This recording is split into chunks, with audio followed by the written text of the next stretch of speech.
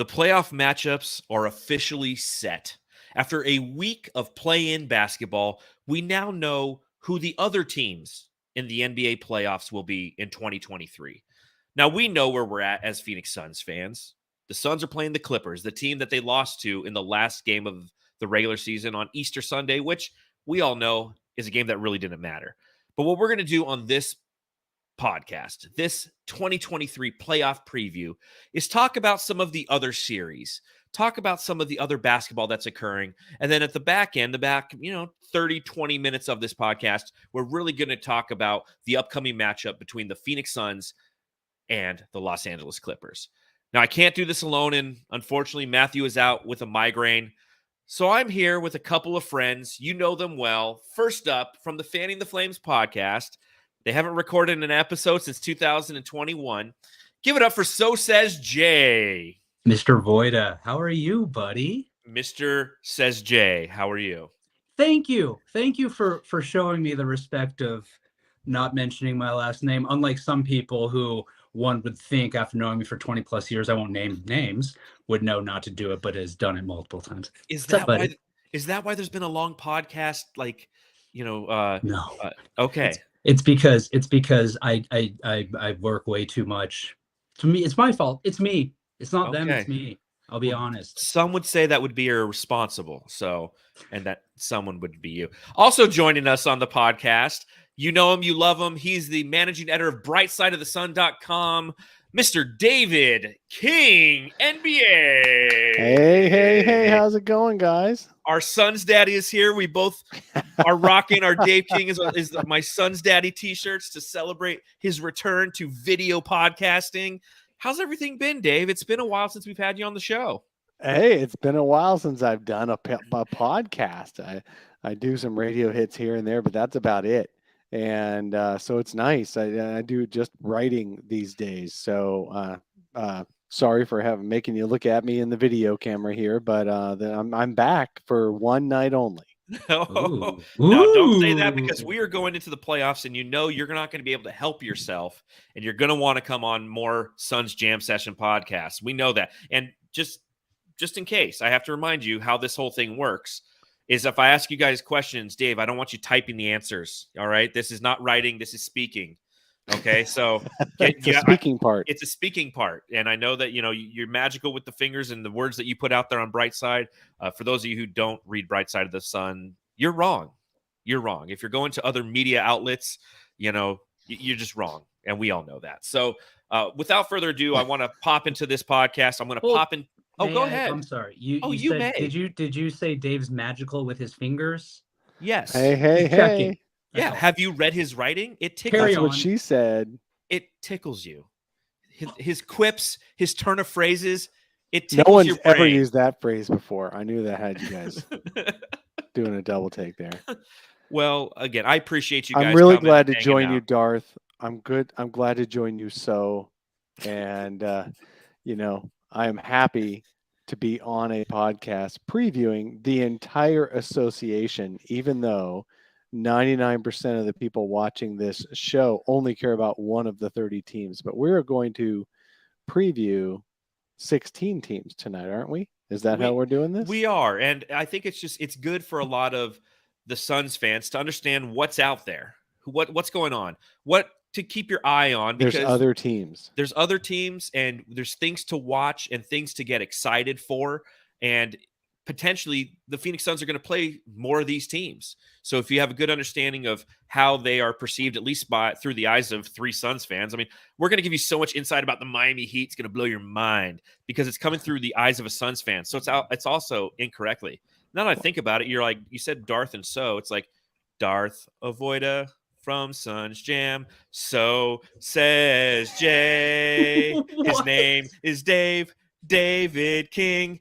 The last 3 letters are NBA. Oh, so my God. Pop, open a long drink. Hey. Drink them if you got them, friends. Let's start the goddamn show, which will bring us back to Darth.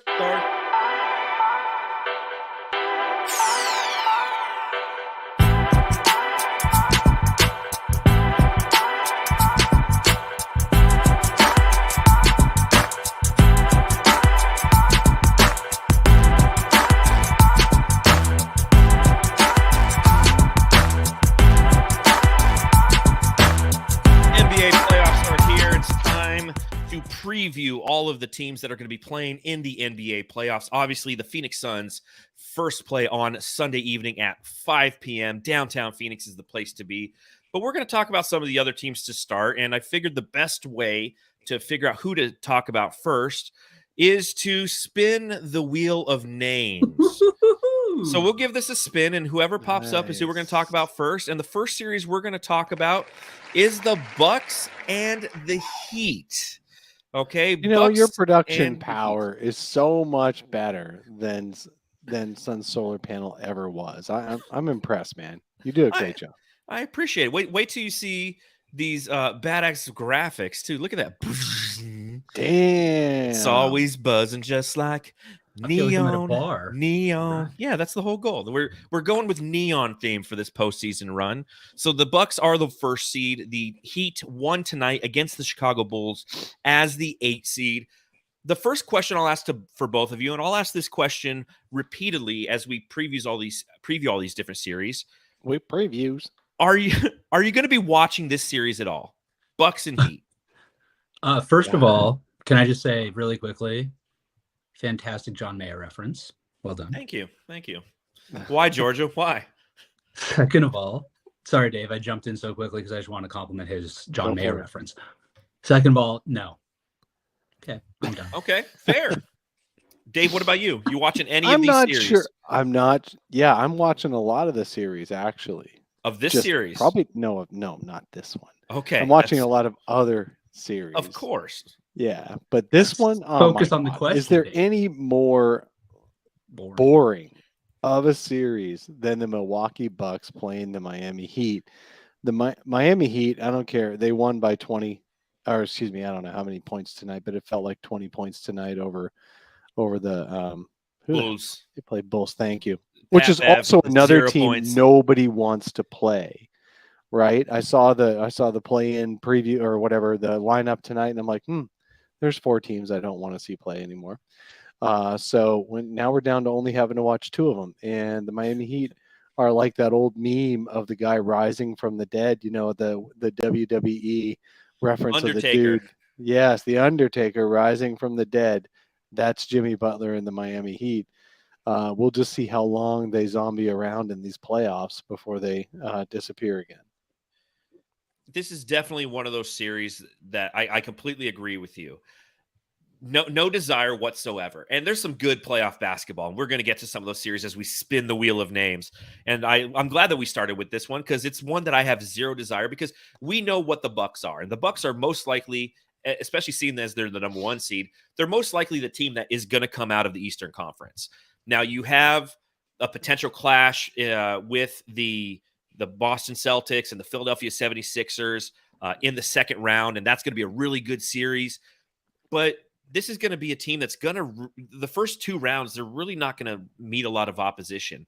The Miami Heat are not what I would call consumable basketball, and that's kind of the challenge with the play-in tournament overall. And I think that this entire play-in experience that we've had reminds us of the ugly side of the play-in tournament, right? The plus side is the fact that that the playoffs are plus size Oliver now. Miller reference. They are credit for that. They are one. plus size. They are plus size now. I mean, the playoffs are now like 600-pound life size, and unfortunately, with that, you're going to get some. That was a good analogy. You're going to get some bad basketball, and we've seen that. We saw that when the Lakers played the Minnesota Timberwolves a few nights ago, and it was stuck at 95 for like 5 minutes in the fourth. We saw it tonight. That was even more riveting because it was just so awful bad to watch. It was so Like bad. you couldn't turn away. Bad, Was, like as 600-pound life. Yes. You can't turn away from it. You're still wondering. You're like, where are you going to put that fupa? Nobody knows. How do you get up out of bed? And that's what watching that game was like on Tuesday night. And again tonight, you saw some very long stretches of just bad basketball. Well, that's the thing in that Lakers game. That was a quarter of bad basketball. It really was. And the Timberwolves, who also played tonight, I had no interest in watching, and that was bad. But it was only really 1 quarter worth of bad. And everyone wants to watch the Lakers play poorly, you know. So it was just one of those I had to watch tonight. The Bucks and the Heat. I mean, Was there 20 people who tuned in for that one? I'm not sure. Maybe 22 people turned in. I'm not. It's terrible. It's just not consumable. And obviously, entering the play-in, the Miami Heat came in as the 7th seed. So everything ultimately worked out because they lost to the Hawks in their first game. Mhm. And they potentially were going to play Boston. How bad do you have to be to lose to the Hawks? Exactly. In convincing fashion. So this is a series I think we can all agree, like, there's no desire whatsoever to watch the Bucks and the Heat. But I will ask this question, as I will for every series. What is your prediction of this series? Is it a sweep? Is it a clean sweep? Or does Miami get a game or two in there? I will give you a prediction if you make me a promise. Ooh, that after we go around the predictions, we stop talking about this series and don't mention it again. Fair. Can we just Done. do that? Too easy. Okay. I'll bring the wheel of names back instantly. We can even if you need more time, filler, we can just talk about the merits of the play-in tournament overall. But please, no more of this series. Okay. Agreed. All Predictions right. faster. 4-1 Bucks. Okay, so says Jay. 4-0 Bucks. 4-0 Bucks. I agree. Let's bring back the wheel. Get back that. it. See, it's spell check. We got to spell check those things. Ooh, we're gonna have a good one to talk about here. I love this. Ooh, this is probably, outside of the Suns, the most anticipated series of the playoffs. It is the 3-seed Sacramento Kings against the 6-seed Golden State Warriors. So, Justin, I'll ask you first. Will you be watching this series? Very intently. Yeah. Yeah. I mean, same here. This is the series outside of the Suns one in the first round, obviously, that I'm the most excited about, hands down. Well, I think, first of all, we're looking at who we might be facing in the next round. Yes. Second of all, just the teams, right? You've got the Warriors, who everybody's still all over. It's like, okay, look out for the Warriors. Playoffs come around. It's the Warriors, blah, blah, blah. I was getting my hair cut today. The lady's like, oh, the Warriors. I'm like, motherfucker, just finish my hair. I don't want to talk about the Warriors right now. And then you got the Kings, who I think you said the other night in our group chat, Voida, like, everyone's sleeping on the Kings. Everyone's picking the Warriors in this. And look, hey, let's hop on Coach Team Evan B's bandwagon here and heap some praise on Sabonis, right? I mean, the Kings, all season we've been expecting them to fall off. It won't sustain. Yet here we are. And I think I saw a stat today, was De'Aaron Fox, amongst all guards that average 25 or more a game, has the highest shooting percentage on the season. I mean, it's going to be a fun series. And you look at a guy like Sabonis, and I'm interested to see how the Warriors are going to deal with that size. That's something that they obviously lack. So I think a lot of people are going to be picking the Warriors, and I sit here right now, and I don't know who I would pick, and I'll prepare for that question. Yes, but that question is a coming. But I just think it's going to be a lot of fun watching those teams go head to head, and I think, I won't say what I was about to say because I think that'll jump ahead a little bit. Okay. Well, Dave, I assume you are watching maybe a couple minutes of the series, correct? Yeah. Maybe, let's see, 48 times. How many games I think it's going to go? More minutes than the last series we talked about. Yes. I'm definitely going to be watching this series. I love that your friend Coach Evan B has a Sabonis for the Kings. He's got a Saboner. It's called a Saboner. Yeah. Yes. I appreciate that. I think here's my problem with the Kings, and people try to equate it. Not many. Actually, I was expecting more. So I'm not going to be one of those guys who says everyone says because I saw it once. But there are thoughts that the Kings' surprise return to the playoffs has some similarities to the Suns' surprise return to the playoffs 2 years ago after a 10-year absence. However, the Suns had a top 6 defense that year, and the Kings have the 24th ranked defense this year. What's fascinating to me, you don't happen to have my stat me drop, do you? Give me just 1 second. Let me scroll a little bit, and I should have had this ready to go because I knew that you were going to be on the show. Here we go. Ooh, dang, stat me. What's fascinating to me is that the games in Sacramento are going to be in the 140s. And the reason I say that is because the Golden State Warriors this year have had the 29th ranked defense on the road. And the Kings have set new records for offense. They have the most efficient offense, especially at home. On the opposite, on the road, or excuse me, when the Warriors are at home, they have the league's 3rd ranked defense.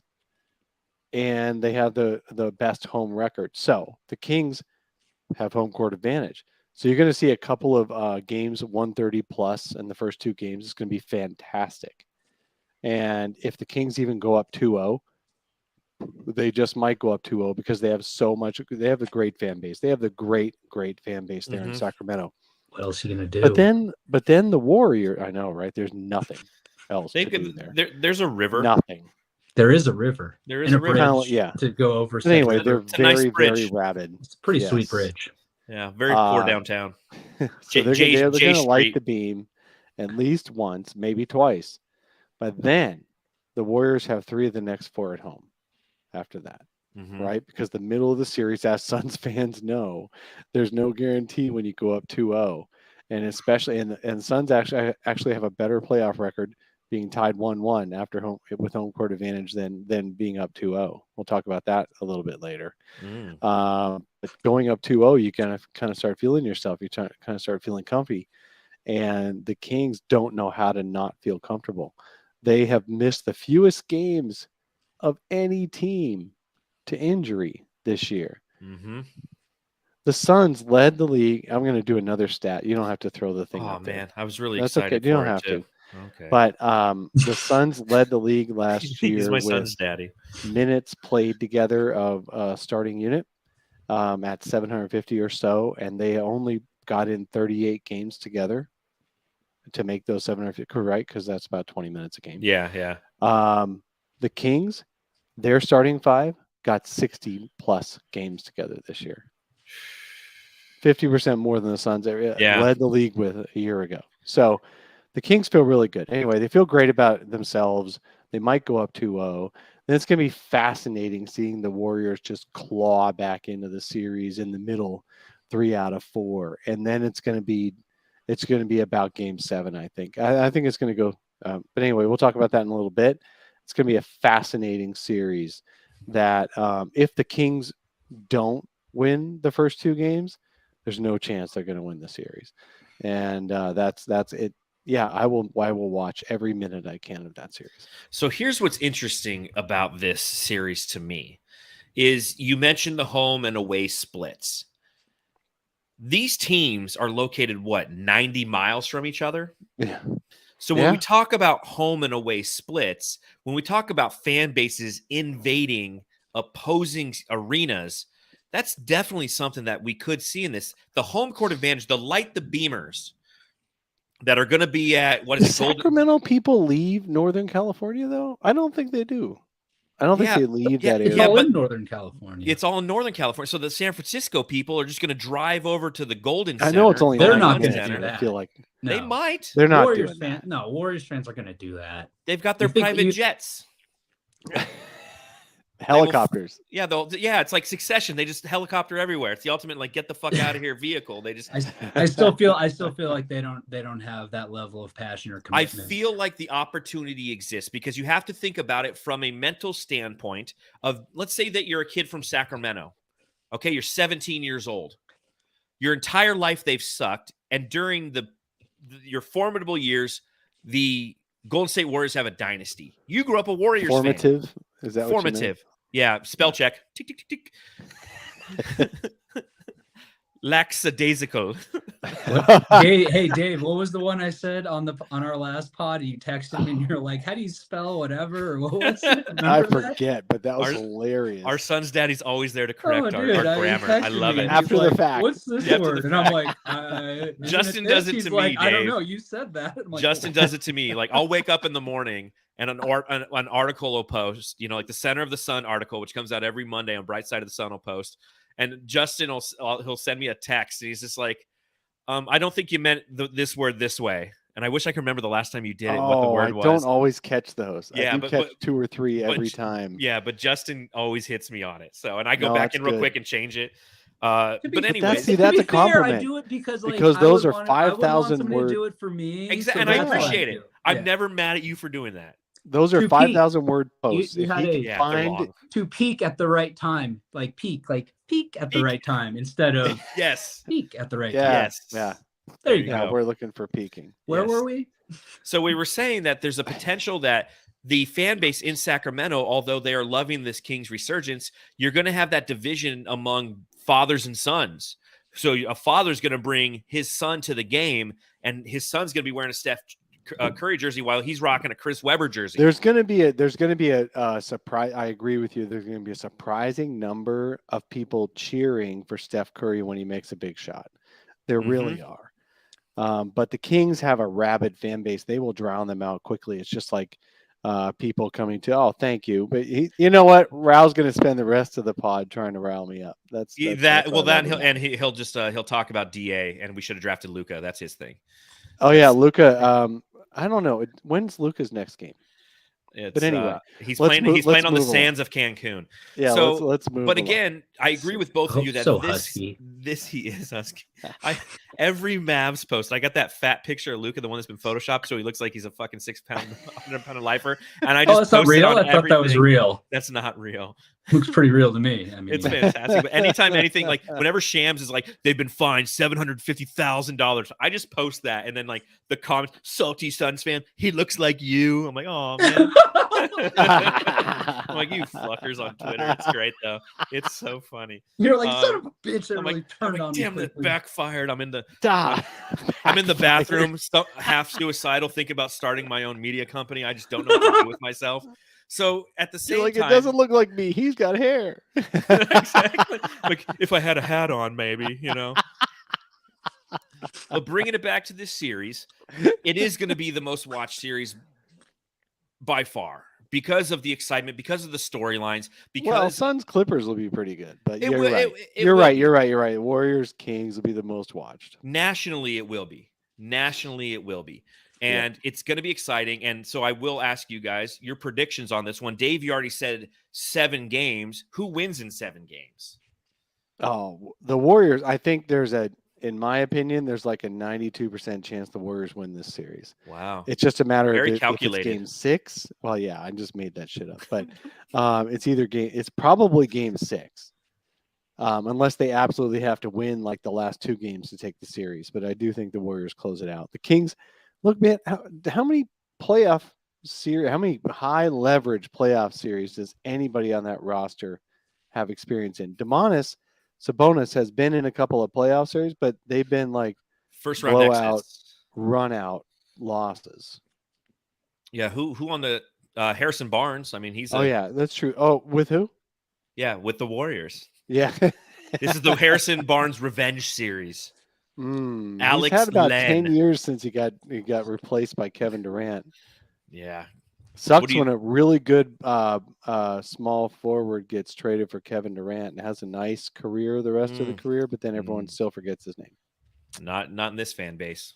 Never. Justin, what do you think? You know what? I think it's gonna go 7. I think it's gonna go chalk.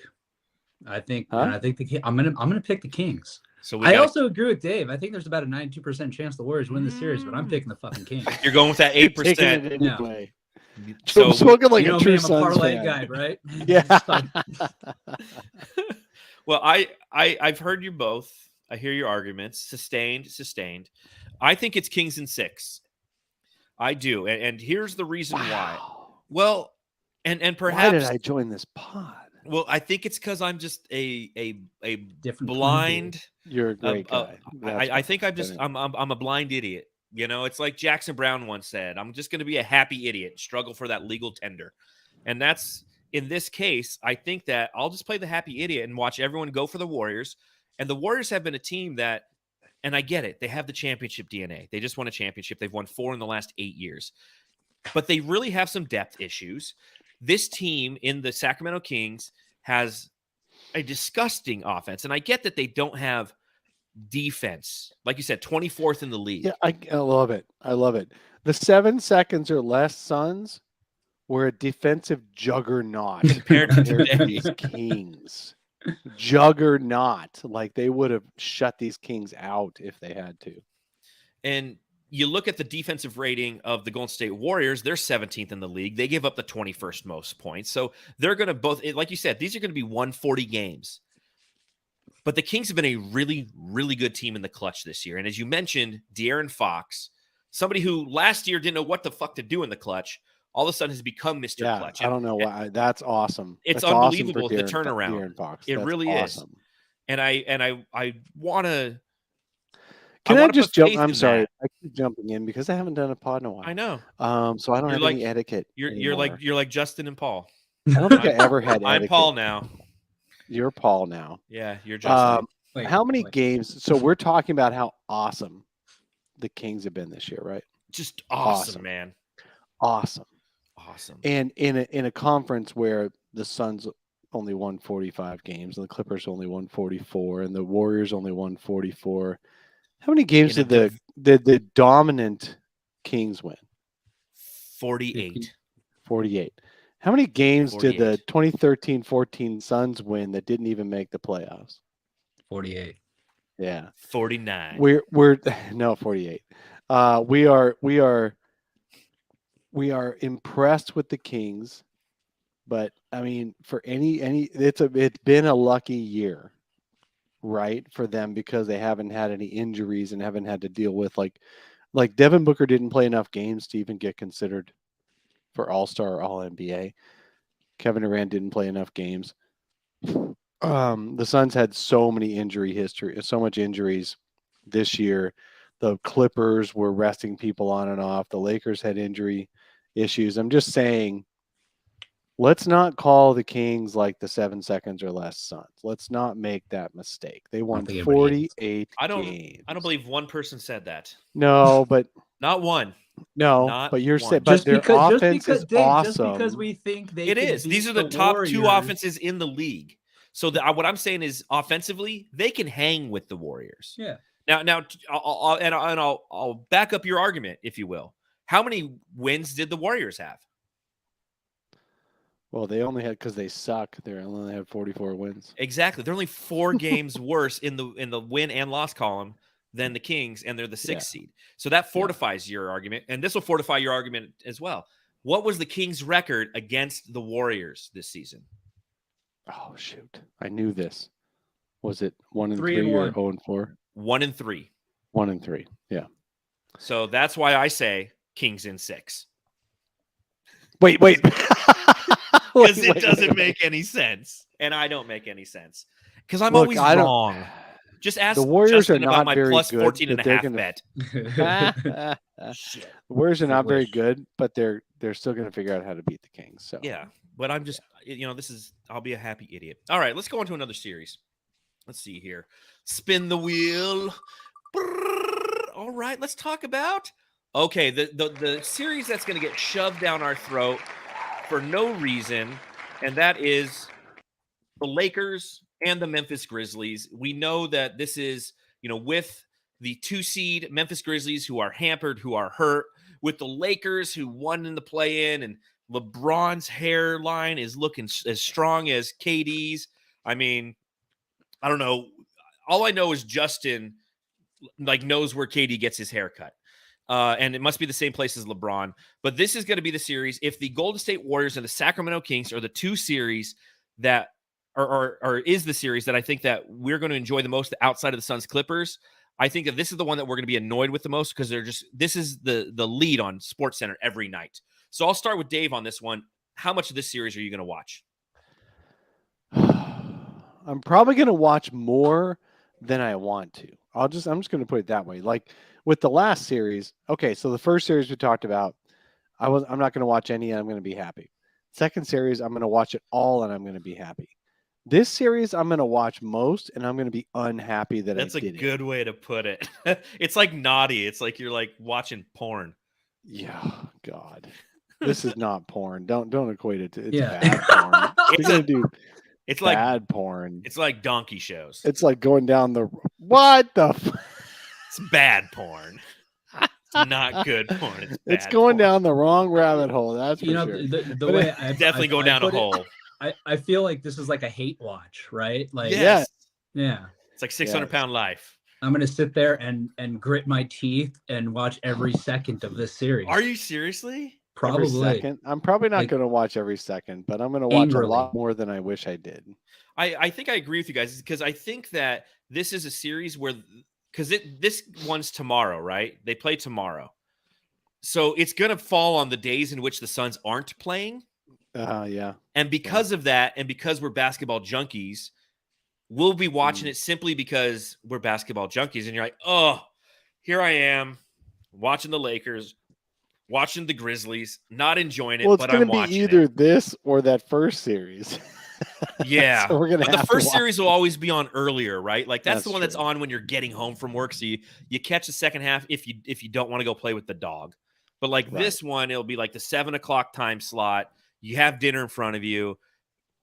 You're not watching 600-pound life because you're eating a cheeseburger and you feel bad about yourself. Enough with the 600-pound life references. I'll stop that now. Well, it started with Luca. Yeah, and it won't end with him. but But Not I'll this tell you, year. not this year, thank God. But this is I know that, and this is why I always like having Matthew right next to me because I'm the one who gets all flustered and pissed off about the media shoving it down our throat and Twitter, and Matthew like just doesn't care. Like he does the pod and like lives his life. Whereas like I'm sitting there on my phone, just like fucking don't tell me LeBron James is the GOAT, like he's GOAT-ish, okay? But I will hate watch this as well. Are you looking forward to any aspect of this series, guys? I kind of feel like Dylan Brooks might like try to kill somebody, so that could be entertaining. Okay. And not like Ja Morant, like fake try to kill some, like legit, like Austin Reeves pops into my head as a guy he might go after. 100%. That could be entertaining. Mm-hmm. I'm going to hate watch Jaren Jackson Jr. getting his fourth foul in the second quarter Yeah. of every game. Defensive player of the year. When he plays. When he plays. Yeah. Don't talk to me about minutes played. I'm really good when I'm out there. I'm just not good at staying out there because I'm not really good at defense. And I'm going to be really frustrated. I'm going to sit on the sideline. And then I'm going to throw my hands up when I get that fifth foul in the third quarter. So I mean, seriously, is his last experience, his major experience in the playoffs was against the Timberwolves last year. And the Timberwolves don't draw fouls. And he was still committing his fifth foul by the beginning of the third quarter. And so I'm curious how it's going to go this year. If he figures out that fouling issue, he's fun to watch. He is. I admit it. But it's also fun to see him get those dumbass fouls that gets him into foul trouble. And then the Grizzlies have to patchwork. And you know what? They don't have anybody left to patchwork behind him. Nope. Because Steven Adams is out. Mm-hmm. Brandon Clark is out. Mm-hmm. I mean... And that's bad. That's why a lot of people are picking the Lakers in this series is the lack of depth that the Memphis Grizzlies have. And I was saying it last night on the podcast, how I look at Triple J, or maybe I was saying it on the Jammies 2 nights ago. I've been doing too many of these. Yeah. But it's like Kevin Durant trade all over again. Yeah, dude, that was except you show up. Oh. Zing. I was there. What? He was No. I mean, Voida shows up to all of his episodes as opposed to. We need Kevin Durant to play more games. That's no, I meant like because he's talking about you. He's calling you Kevin Durant because your podcast is oft injured. Yeah, and not that's around. a good analogy. You're the Kevin Durant of podcasting. Bam! Okay. But when you pod, it's greatness. Okay. I'll take it. Pod, it's great. I'll take it. And then like I'm like Devin Booker, which is it's all volume, baby. What was I saying? Jamal Crawford. But there you go. We're the Jamal Crawford of podcasts. We're the Jimmy Fredette of podcasts. Oh man! By the way, Jimmer. Could you clip that you're the Kevin Durant of podcasting thing for me and send it to me just for my? Yeah, just remember it's like just remember Jesus, okay? Right around the 33 mark.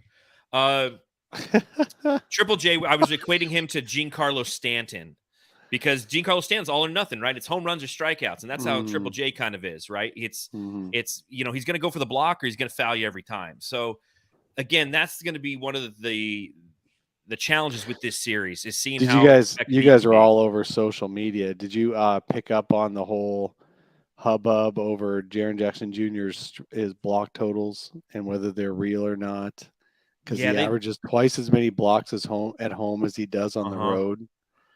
And then there was even more backlash from the JJJ lovers to disprove it than there was in the first place to try to, just rile the troops. And if he wins Defensive Player of the Year, it's a crime. I will say that. So real quick, in the concept of time, who's winning the series? How many games? Justin. Man, I'm going to do this. I'm going to pick the Lakers. Yeah. I'm going to say Lakers in 6. Okay. Dave? Yeah, I think Lakers in 6 as well. It'll be fun. There'll be ugly games.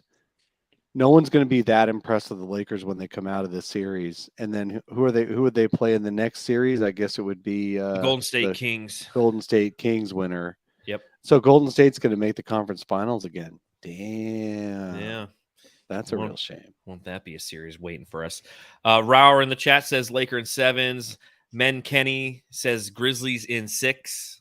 I'm with you guys. Lakers are going to win this series, and I'm going to equate it to something real simple. When you have a series like this, whoever has the best player is going to win. LeBron James can be the best player on some nights. AD can be the best player on some nights. John Morant is a great player, but he hasn't been the same. He ain't fine in the West. And I think that this is, again, one of those interesting situations where a 2-7, nobody's picking the 2. So is the West a strip club? Is that the name of a strip club no one's picked up on? Oh, that's why he's fine in the West. That would actually make more sense. Yes. That makes 100%. Okay. Also, don't say nobody's picking the Lakers to ESPN. Yeah. Oh, of course. Stewie Dewey asks, "What's with never all mind? The fat, that was a completely nonsensical comment in retrospect. Yeah, it was. I thought it was more hyperbole. That didn't happen. Carry on. Stewie Dewey says, "What's with all the fat people convo?" Real quick, my wife is like watching 600-Pound Life all the time, so it's just like it's always in my life. Every time I come home, she's sitting there just like watching it. So I'm sorry about all the references to 600-Pound Life. I apologize, and I'll do better. All right, we only have 5 more series to talk about, so let's bounce through these. The Sixers and the Nets. Nice. The Sixers and the Nets. So this is... I'm psyched for this. This is another 3-6 matchup, just like the Kings and the Warriors. Sixers and Nets, a great series. Obviously, you're going to have Joel Embiid, who I believe should win the MVP. You have Mikal Bridges and Cam Johnson, the twins who like to win, are going to be playing for the Brooklyn Nets in this one. Suns East. So I'll ask you this question. How much of this series are you going to be watching? Anybody? I will watch a good chunk of it. Yeah. No, I'll watch as much of it as I can. Mm-hmm. I've watched a lot more Nets games, since the trade, and this will just be a fun series. I mean, these two teams, I think, are gonna. It's just gonna be a fun matchup, right? The talent level on both teams, and I think the Nets can surprise some folks here in the series. Hey, man, what I want to say is, I am proud in my corner of Suns Twitter and my corner of Bright Side of the Sun. I am proud of the fact that fans can actually appreciate Kevin Durant and Mikal Bridges at the same time without tearing one down to build up the other. Because we, as fans, is in our nature to tear one down to build up the other. I don't know. Have we seen any of that before on Suns fandom? Yeah. So I think it's been fun personally and refreshing to me that people can appreciate the rise of Mikal Bridges in Brooklyn without tearing down what the Suns did and trying to rip on, there's only 1 or 2 random people, right? And they just sound so silly to say we should have stayed with, what we had. So I think that was a win-win trade for both teams. I do think here's what I think is interesting. Mikal Bridges obviously has played out of his mind. I mean, he's even laughing about it in a good way, right? In the wholesome way that Mikal Bridges laughs about things. He's even laughing about how good he's playing. And he's like, I'm just having fun and seeing how far I can go with this.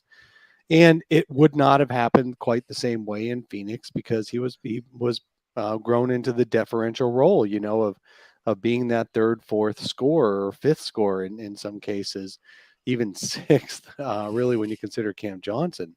I remember a year ago, excuse me, we were debating on a solar panel episode of who would finish with over 12 points scored a game between Mikal Bridges and Cam Johnson. And that was the 2021 season. They went to the finals and they both finished right at 11 something. I think one of them might have exceeded the 12, but it was right at 11. Anyway, I'm digressing a little bit here. I love watching Mikal Bridges play. I love that he's playing Devin Booker's role. He took Devin Booker's number, and Booker just loves it too. And everybody is so supportive of each other. Having said all that, he's not Kevin Durant, right? So I'd much rather have Kevin Durant than Mikal Bridges. It's like the trade of, you guys aren't old enough, quite old enough for this, but people were disappointed to lose Jeff Hornacek back in 1992. And Jeff Hornacek became an all-star after leaving the Suns. And everyone still loves Hornacek, and they also love the fact that Charles Barkley took the Suns to the finals. So that was a win-win. I'm happy about that too. So says Jay, let me finish. You guys are jumping in. Let me finish. I will mute you so hard. Having said all that, Mikal Bridges may be an all-star someday, but I think the narrative is really funny. I heard this week a couple of different places that Mikal Bridges probably won't even get named to all defense this year because he's no longer being hyped for that. And so he might make all-star someday and not make all defense anymore. And I think that's what narrative is all about with the NBA. 100%. I'm done. Go ahead. I am old enough to remember the Jeff Hornacek trade. Yeah, I was just going to say, I don't know if I'm complimented or offended by that comment. You're complimented because you guys look too young to have really processed the 1992 trade of Jeff Hornacek. I was years 10 ago. Yeah. Anyway, and I was look, man, I wasn't trying to insult you guys. I'm just saying that back then, Dave, people loved Jeff here to get Hornacek, insulted. and that team had gone to what was it, 3 Western Conference Finals in 5 years or something like that. With Tom Chambers led the league in scoring, Jeff Hornacek was this just a perfect role player. Everyone loved him. He had the greatest smile and everything. And hey, if Mikal Bridges comes back and coaches the Suns someday in 25 years, I'll be thrilled with that too. Oh, what about when he's back here in 4 years? He could be, because his contract is so small. He's going to want to go free agency to get the money he deserves. Can't wait for that day. But I tell you this, I will enjoy this series as well. I'm with you guys. Give me a knife and fork and I will just eat this series up because we all love obviously watching Mikal and Cam, and it's kind of like sending your kids off to college now. And now they're in college and they're performing well, and you're way to get an A on that paper, kid, and as long as you don't hurt my feelings, don't do drugs. But ultimately, I do think that Philly wins this series because I saw, Philly's just a better team, and they have Joel Embiid. Tyrese Maxey is really coming to his own. James Harden, this series will go as James Harden goes, and that's the one thing going against Philly is playoff Harden is a thing.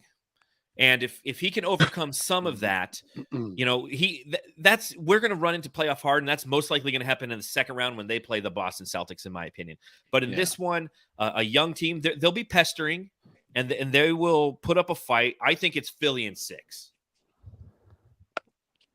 Yeah, I would say I think it's going to be Philly in 5 or 4. I mean, all the love I want to give Mikal Bridges and Cam Johnson, when they're your 2 best players, you've got a low ceiling. That's all. Fair. So I love those guys, but man, I'd say 4 or 5. What do you say? Nets in 7. Nets in 7. What are you smoking that wacky tobacco with me while I watch the Kings series? You guys are just boring me, so I'm gonna say Nets in 7. Fucking 76ers gonna win. That's no fun. Somebody's got to say something else. Well, there you go. That's your 3-6 matchup.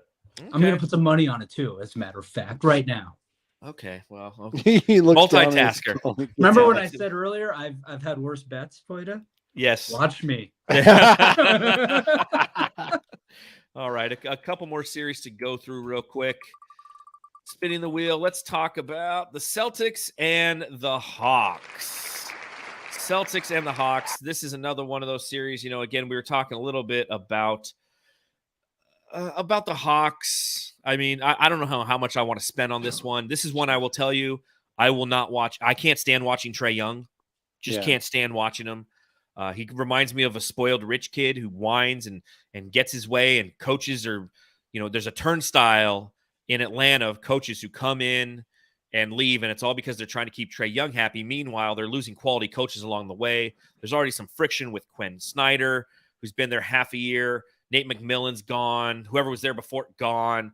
And this is a team that sucks. I mean, they can't play defense. John Collins, you'll watch a John Collins game, and he'll have like one good quarter. And if there's any other Suns fans on Twitter watching, like, see John Collins, I'm like, dude, just watch the rest of the game. And you don't know he's out there. The guy puts up like 5 good minutes every 4th game. He's Mr. Highlight. He is, and they're good-looking plays. They're memorable plays. He's what's like wrong with the NBA, right? Because the NBA is all about the highlights, and that's what turns people on to certain players. So if you're a halfway casual fan, if you're a super casual, you don't know who John Collins is. If you're a half casual fan, oh no, like if you're a Suns fan, you absolutely know who John Collins is. Yeah, if you're a Suns fan, finding for him for 5 straight years. Well, he was nearly a member of this team too. I mean, that's the move that James Jones was going to make before. Ishbia is like, no. We're going for Kevin Durant. He's like, you know, James Jones like, so here's what I got, Matt, with 1 T. I have two options.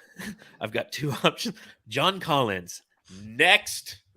You know, so but yeah, I will watch probably none of this. Let me series. ask you guys a question though. Okay. We've only seen Kevin Durant play 8 games with the Suns, so it's all projection, right? But do you think that the other option would have made the Suns more of a contender than they were? And we don't know all the pieces that would have been involved, but John Collins makes about $25 million. You would not have had to trade Mikal. He probably would have kept scoring about 17 to 19 points a game. Collins would have come in, been your slightly taller power forward-ish guy. Do you think acquiring a John Collins for, you know, like a Dario and Jay would have made, I don't think I know I'm not even going to ask you if they would have been a better contender than acquiring Kevin Durant, because that's a silly question, but would they have been more of a contender than they were without that trade? No. Contender. I don't think so. I mean, you're adding a guy who, regardless of whether he does it every few games or does it consistently, still can't contribute. And you're giving up, if you're saying Dario and Jay, that's pretty much giving up little to nothing. Understood. But what John Collins does is he takes minutes away from other people. Like, I am not as enamored with Terrence Ross as a lot of people are, because I think Terrence Ross gives up a lot more than he gets in scoring. And he commits fouls like crazy. I don't know. He's got magnets on him. And it's just crazy that, you know, people that put up numbers, sometimes people think they're better than they are. So I don't think that would have made the Suns a better contender. So I'm really glad they actually swung for the fences on the Kevin Durant thing. Yeah, it's a lateral move at best, because what John Collins does is he hurts your ability to spread out your offense on the floor. But he has to be able to. Yeah, okay, go ahead, please. Okay, so please. he occupies the space the DA kind of occupies, and due to that, it hurts the way that we space, the way that we run the pick and roll. You're clogging the paint. He's a 29% shooter from beyond the arc, and he's only successful when he cuts to the basket. If you look at the system that the Suns have and where Jay Crowder thrived, is he was the guy in the corner.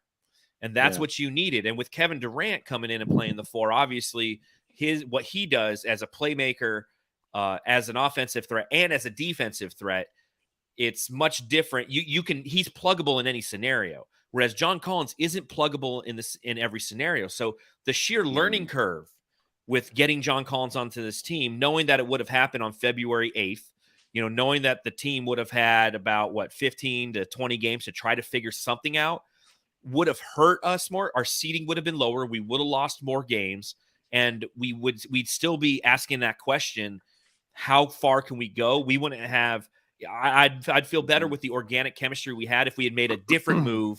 If it's no KD, no John Collins, that there's another move there for Jay. I'd be more interested in that because I never was a fan of John Collins. Sure, just because if anyone complains about DA, like you would hate John Collins. And it's so funny watching all the anti-DA people like drool over John Collins when those conversations John Collins came dunks. up. Yeah, exactly. That's why there's like, yeah. Could we stop talking about John Collins in a hypothetical world where he's on the Suns now? Yes, okay. We can. All right, so I'll stop. So are we going to watch?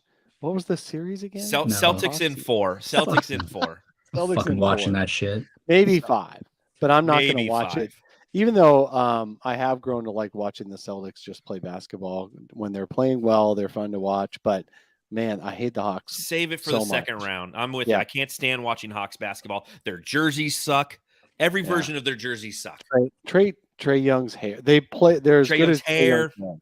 I mean, the chilly shit. Even though it's like properly air conditioned inside the arena, acting like you're cold. It's dumb. It's dumb. It's immature.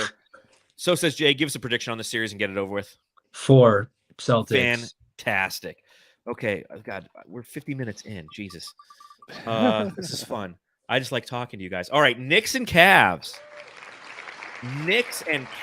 Okay, this could be an interesting one. This is your 4-5 matchup in the Eastern Conference. The New York Knickerbockers.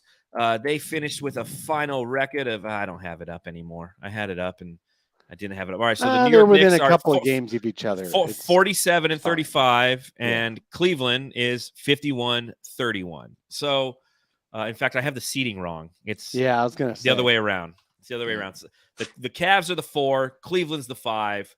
What are we thinking on this series? Wait, the Cavs are the 4 and Cleveland's the 5? Correct. That is correct?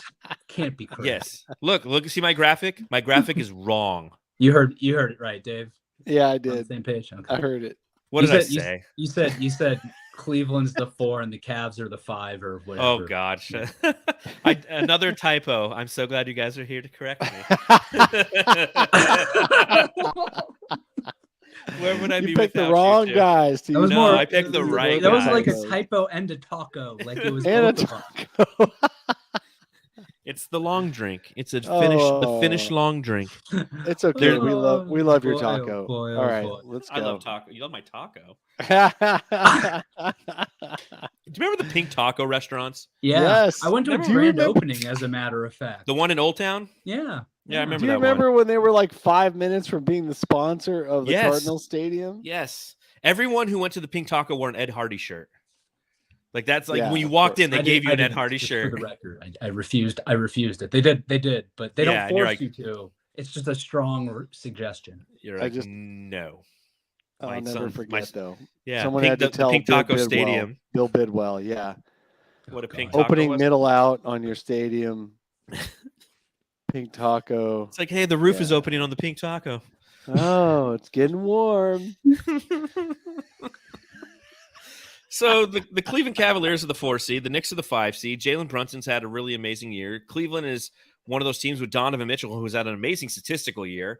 Sometimes he can be boneheaded, especially in the clutch time. He's the same dude. Yep. He is. He's the same dude as he was in Utah. And you're going to see him go for some 50-point games in this series. I guarantee you, because he is a ball hog, a non-efficient 50. That's Donovan Mitchell. This is a series that I will watch. I'm trying to think how Dave said it earlier. Like I'll watch some of this and I'll be happy because this will be a fun series to watch. But it's not one I'm going to go out of my way to watch.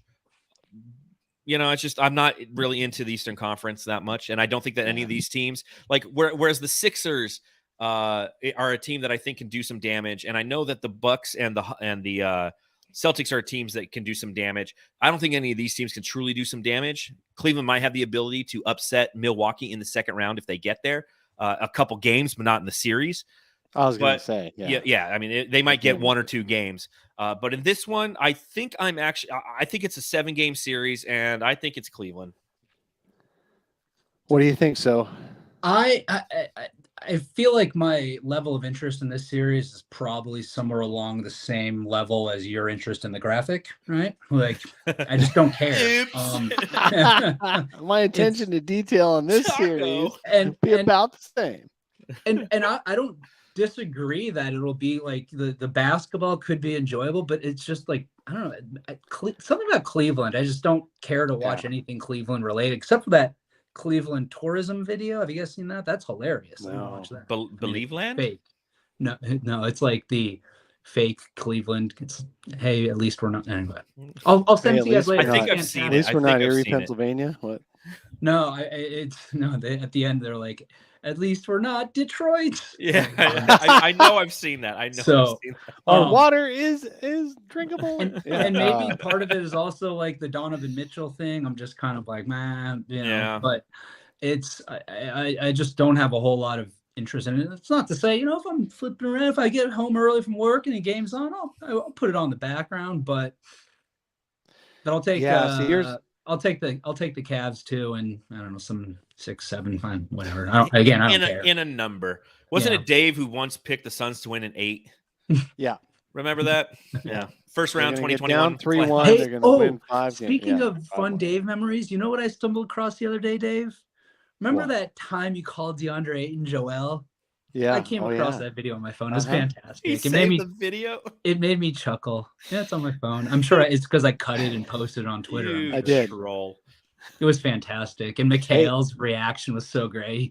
So Mikhail's reaction is hilarious. Yeah. Put his head on DA's shoulder, which he's done on Cam memories for years since then. What's interesting is Mikhail just did another. He's doing so many interviews now, right? Mm-hmm.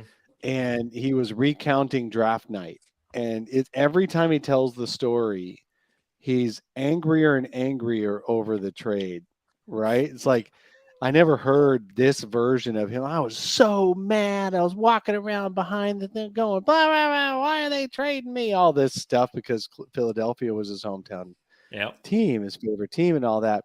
But every time he tells it, it gets more and more outlandish of how angry he was. And all I remember is the next morning after that draft was the press conference that So is talking about here.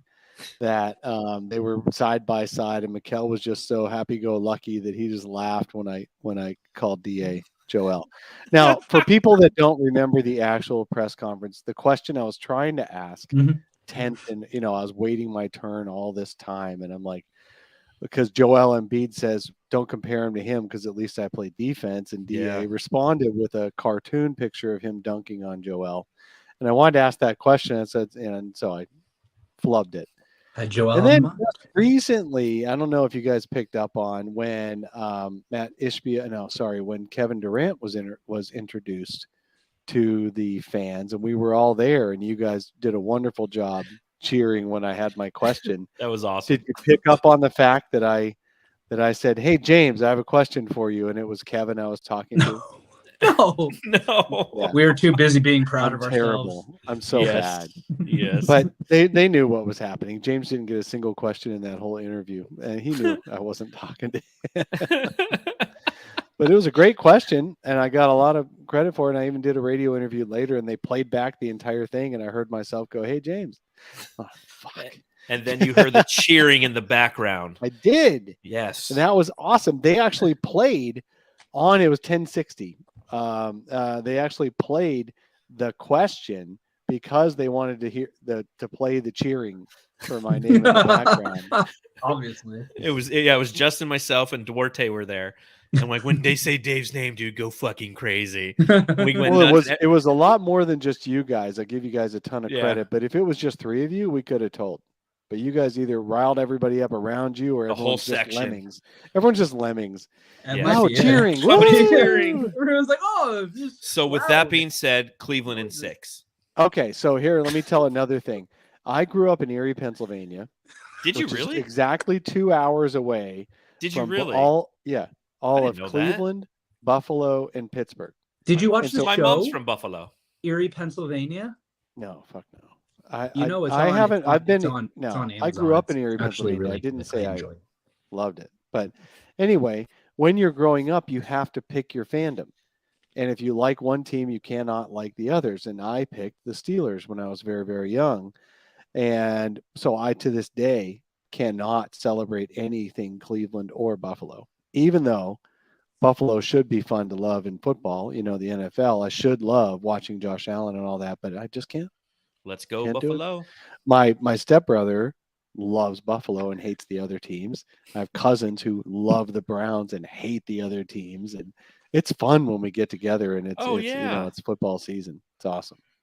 Yeah, it's like me hanging out with anybody in Arizona and I say go Dodgers. You had to say it, didn't you? Yeah, well, Dude, yeah. I mean, I grew why up in did LA. I join this podcast? Oh, Yeah, I could have been an Angels fan, but but what's nobody that? is. But nobody is. Yeah, But I don't want to be. nobody is. I don't want to be all alone. Imagine being a fan of a franchise with two of the greatest players to ever play the game of baseball and still be the worst. And you can't wait, win. those are It's Mavericks garbage. fans. But anyway, let's. The Mavericks are the Angels now of the NBA. Okay. The Angels Next don't play in series. the NBA, but it's okay. What'd you say? No, That's the Angels. Oh. No, Are the You don't Mavs get of the the NBA? reference? I get the reference, but it's no. backwards. The Mavs are the You said I the think Angels it's are the insult- I Mavs think- of the I think NBA, not the that's Mavs are insulting the to Angels of the Mike Trout. NBA. You got it And back. Whatever. Shohei. It was a taco. Shohei. everyone knows what I meant. Yes, just like Cleveland and the Cavs. So who's going to win the fucking series, Dave? I don't even care. Cool. But I'm going to say Last series, we Cleveland gotta and the talk- Cavs. we Who's gotta- going to win the Cleveland and Cavs series? Exactly. So this is one we have to pay attention to. It's Denver versus the Minnesota Timberwolves. I want to get your guys' take on this one because the Suns, if we beat the Clippers, this is who we play, is the winner of this series. So we all know it's going to be Denver, right? Nod your heads and Yeah. say yes. Mhm. Is there any way? I will say this. I won't ask the question. I'll make a statement. Don't even say anyway. Cleveland. Minnesota winning tonight is good for the Suns because you have Karl Anthony Towns, you have Rudy Gobert, you have size to throw at them in theorem to, wear down some Jokic minutes. Okay. In theorem, that's better than Oklahoma City's lack of defense, lack of size on the interior that would allow the Denver Nuggets to just sweep right through the series.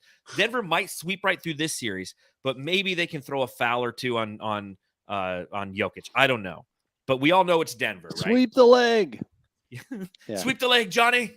Dude, and hey, Rudy might anger Jokic and his brothers enough to Punch maybe- them. Yeah, there could be some fireworks or some fake fireworks, right? Does Rudy anger the fighting. other teams, Fake tough guy or does fighting? he only anger his own teammates? It's internal. He only fucks up his own Yeah. team. And perhaps Rudy might, spread some disease amongst the players, maybe wear them down a little that way. Who knows? Yeah, just touch stuff. Did you hear Rudy say that he probably wouldn't have even been able to play in that suspended game because his lower back is so bad, and he might not even play tonight. And then he ended up playing. Shut up, Rudy Gobert. Yeah. So anyway, my pick in that series is definitely Denver in 4 or 5.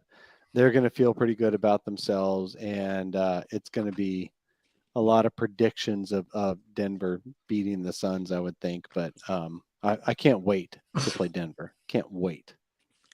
Well, in order to get there, Suns, Clippers. It's what everyone's been waiting an hour and 3 minutes. They've put up with Dave's senior moments going back to Erie, Pennsylvania. They put up with my tacos. No, it actually happened. A senior moment is something that didn't. But no, anyway, a senior moment is when you just kind of go off on a tangent. And no, I'm telling you why I can't pick Cleveland. That was like the longest way. You're like, dude, I grew up in Erie, Pennsylvania. Can't pick Cleveland. So I'm going with the Knicks. And you never even said you were going to pick the Knicks. You said you didn't care at the end of it all. Yeah, after all that. I don't want either team to win. I want them both to lose. So Suns versus Clippers. Taking a look at the Clippers as an opponent. Okay, regular season, they won the same amount of games as the Golden State Warriors, 44 games, but they had the tiebreaker.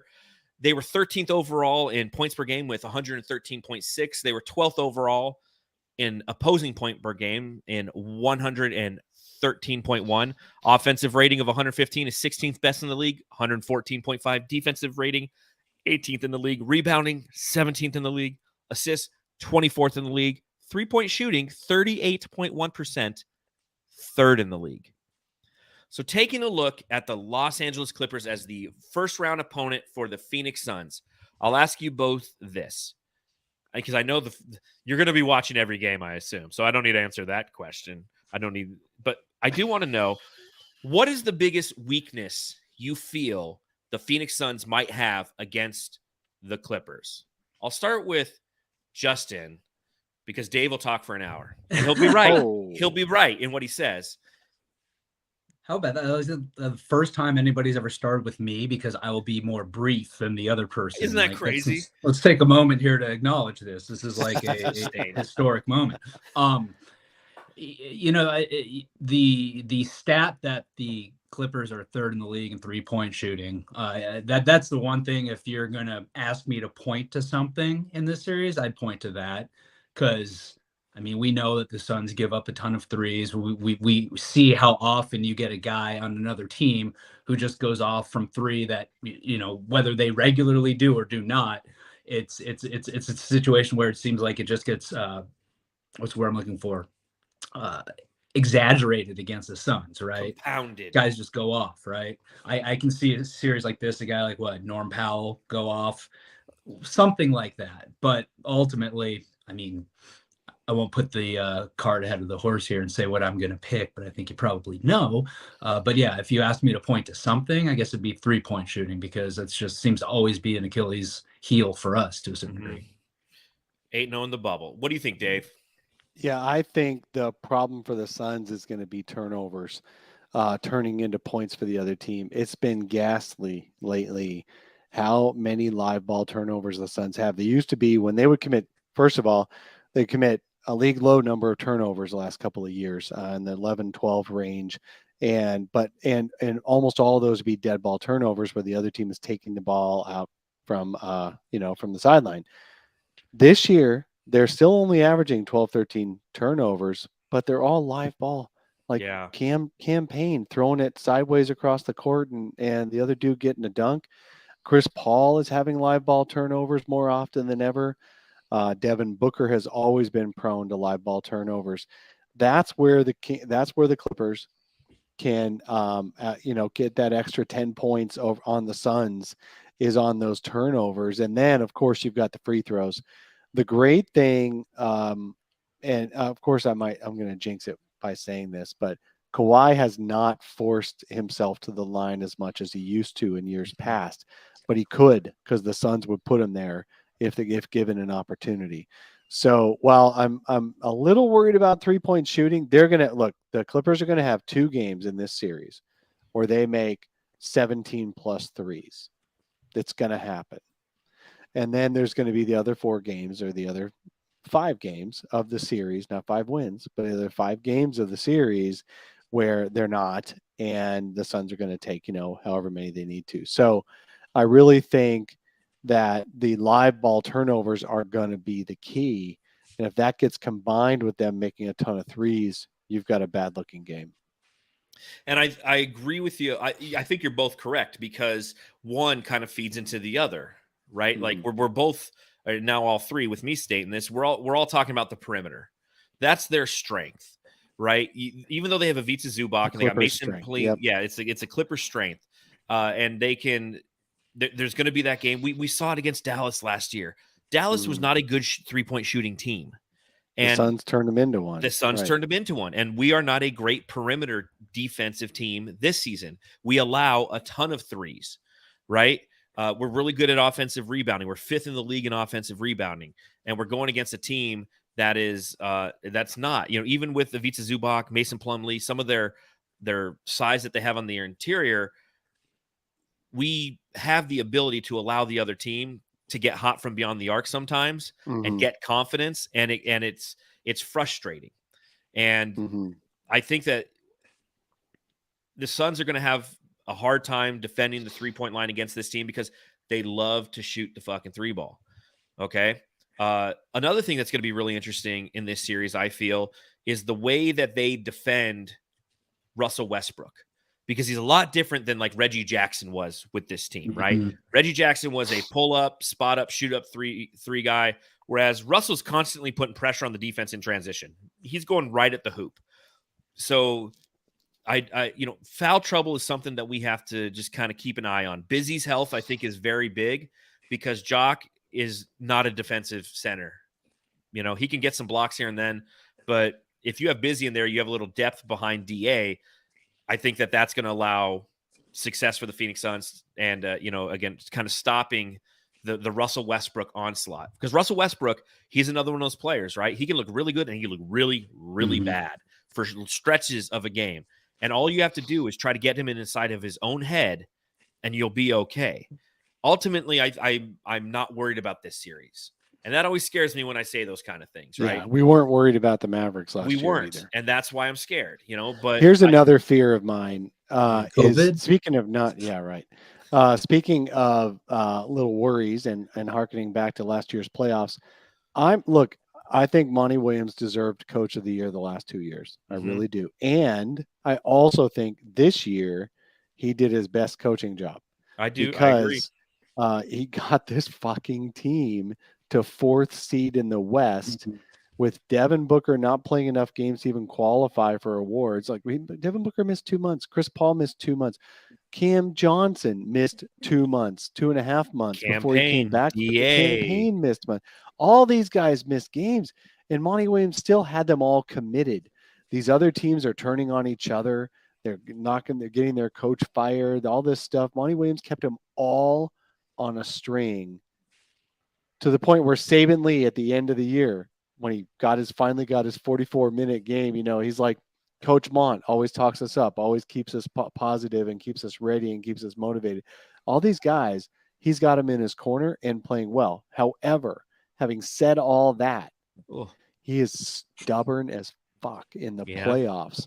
And when he decides he's going to go with something and it's going to work eventually, he thinks you pound the rock and you keep working it until it breaks and you win by doing the thing you believe in.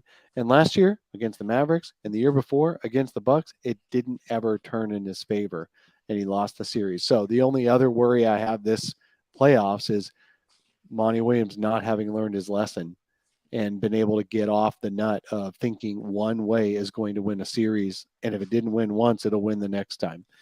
Sometimes it doesn't.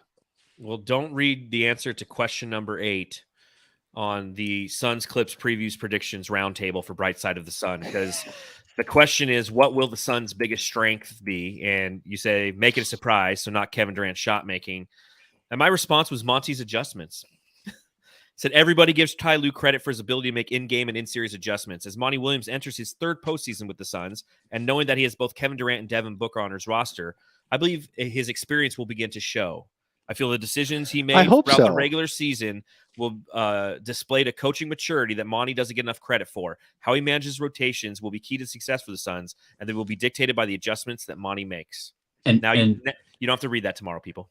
And that's exactly, Void. I love that because, Dave, when you said this was Monty's best coaching job this season, it's going to continue. You got to think that carries over. I don't know what your thought process is in that, but I assume that involves different adjustments that you wouldn't have seen him make in prior years. So I think the logic would dictate that does carry over. He doesn't suddenly regress in the postseason. So perhaps the concern is that Monty does not regress as a coach.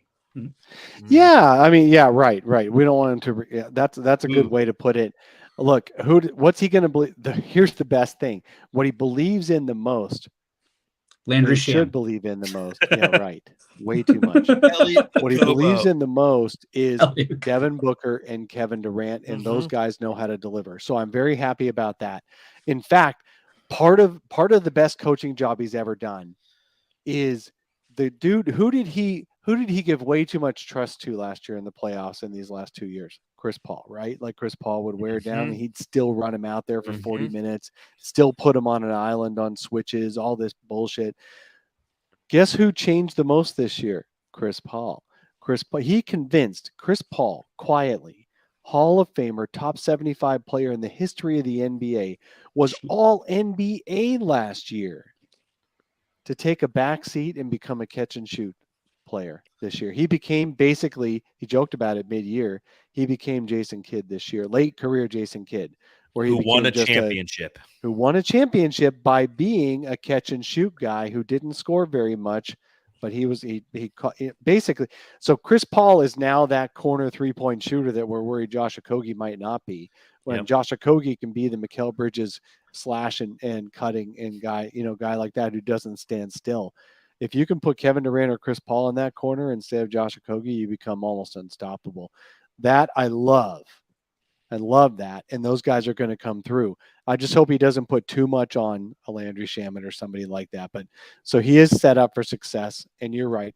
I'm hoping he grows and he becomes the adjustments maven this year. So 2 questions before we get out of here. First question, and I'm stealing from you, Dave. What's going to drive you crazy in this series? Great question. What's going to drive me crazy this series is those guys putting their hand in the cookie jar and putting Clippers on the line.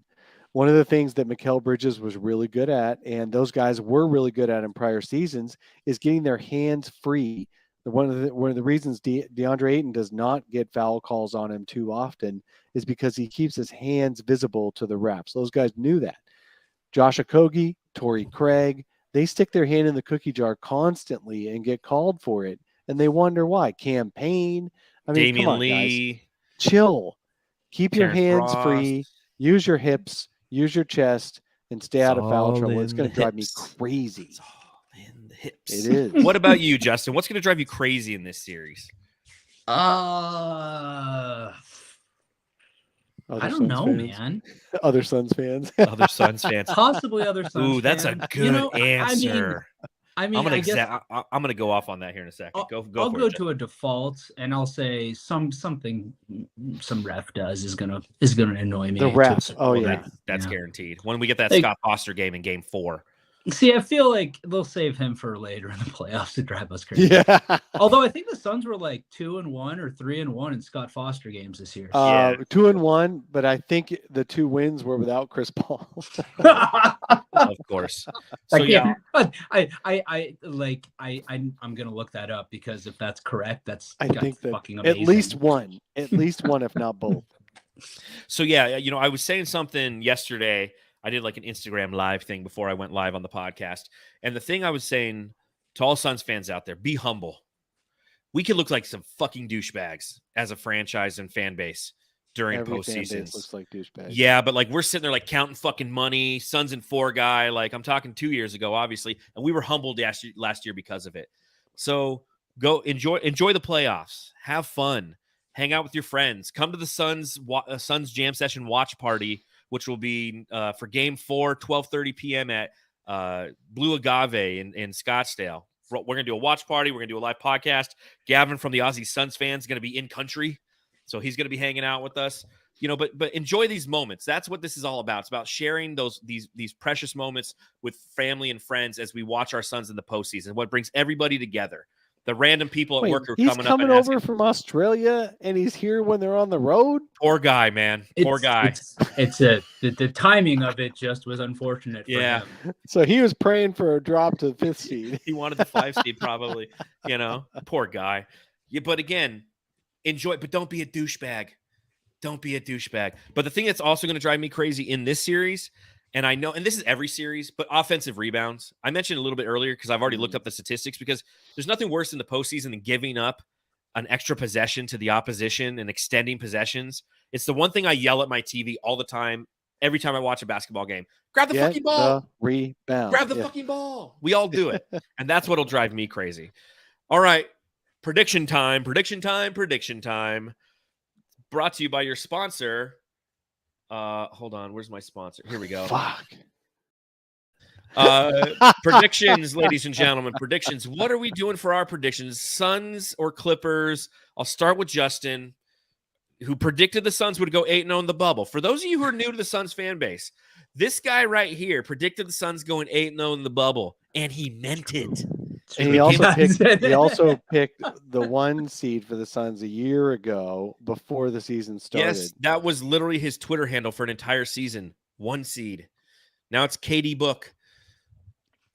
So what do you think? And I'll for the record, this is more of a podcast centric thing. Paul back in like 2019 predicted KD to the Suns. Now it took a little bit longer than expected, but so we've got a little propensity.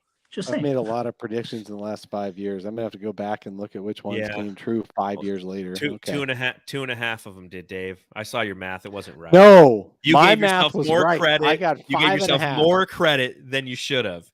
So you gave me less credit than you said the Suns would start slow and end strong. Incorrect. Yeah. They started strong, played like shit in the middle of the season, and ended strong.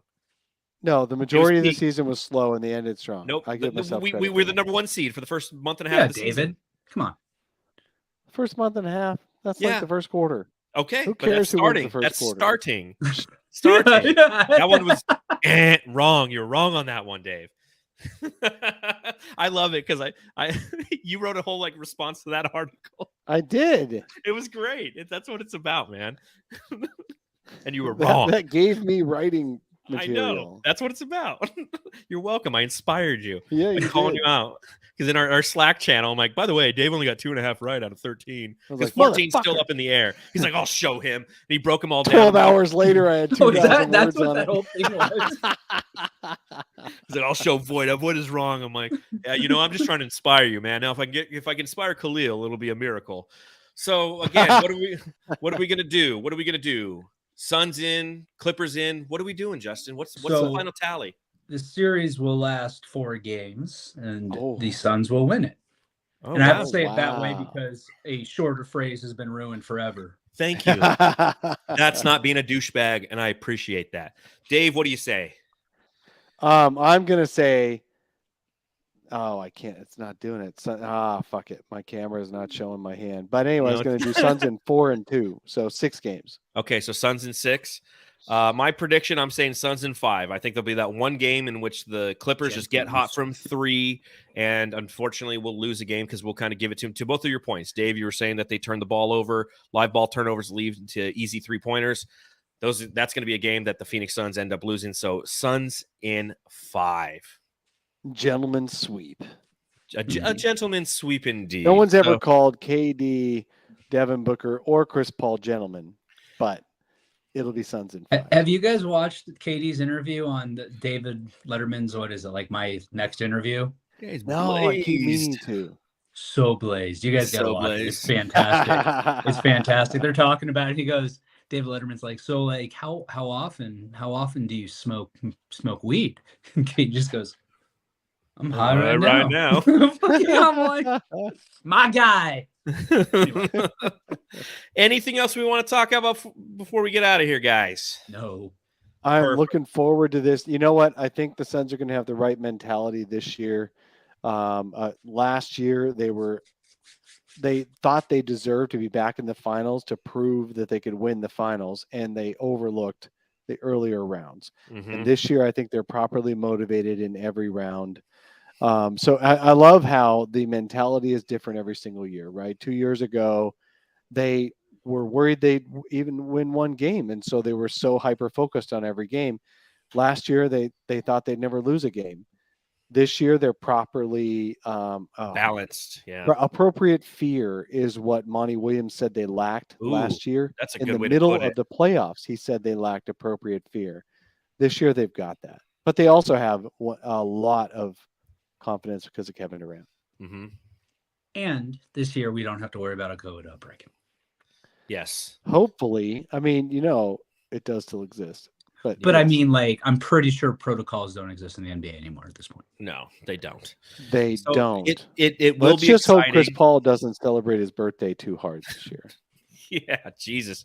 What birthday doesn't exist anymore? He's still hurt. He's going to be 38 this year. Christ. Yeah, it's going to be fun. It's going to be exciting. I look forward to having you guys on the podcast again to talk about things. I think the next time we all see each other will probably be Sunday. Is that correct, gentlemen? Dave, you're going to be at the stadium? I'll be at the arena. Yeah. Hercules. All right. As will we. Right on. So we'll have to meet Maybe up. We can all give each other a high five. Yeah. Hey, Dave, I can't wear help but the notice shirt? you changed your profile picture. I'm offended by that, by the way. What? Well, you use the same profile picture, I so then know. people got us confused. How many people do I had? This one guy's like, yeah, I don't know about this, Dave. And I was like, and then it was gone like 3 seconds later. I'm like, okay, good for you. Oh man, the power of influence That's does right. amazing things. It'll make a podcast change its name and change it back again, if you depending on the conversation. So Suns down under. Aussie Suns fans became Suns Down Under, became Aussie Suns fans after talking with me and then talking with Justin. It's fantastic. The power of group chat's amazing. So Let's see if hey, what can we get Gavin to change it to next? yeah, we'll sidebar on that. We'll We'll figure work one on out it. at the game. Justin, tell everyone where they can follow you and every now and then hear your podcast. You can find me on Twitter at SoSaysJ. Our podcast is at Fan the Flames NBA. We post on Twitter on our podcast feed less than we post actual podcasts, so I maybe don't bother with that.